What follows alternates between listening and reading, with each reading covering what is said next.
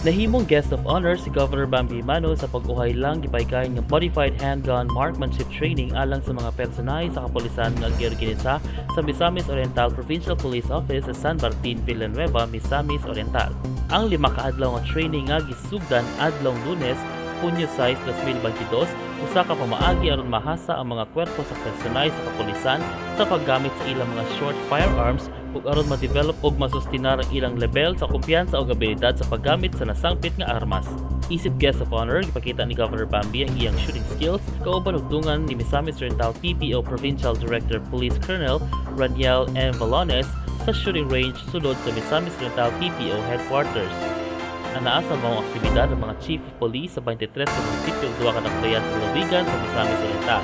Ang maong training pinasikat sa misyon sa PRO-10 sa pagpahigayon og Modified Handgun Marksmanship Training sa tumong nga mapalambo o mapalapdan ang mga individual skills sa shooting ug defense tactics sa mga personahe sa PNP.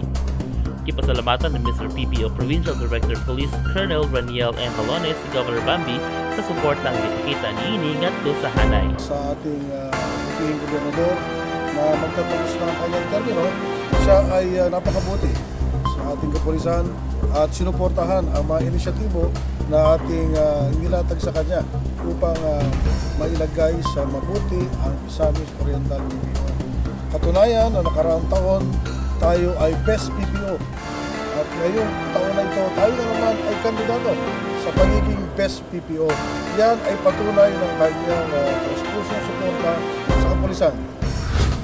Kanunay nga gisuportahan ni Governor Bambi Emano ang tanang programa o kalihukan sa kwerpo sa kapulisan sa lalawigan tungod nakita niini nga dako ang ilang nahimong kontribusyon sa pagpatuman sa kahusay ug kalinaw sa probinsya nga mo'y tinubdan sa pagkabot sa kalambuan sa lalawigan.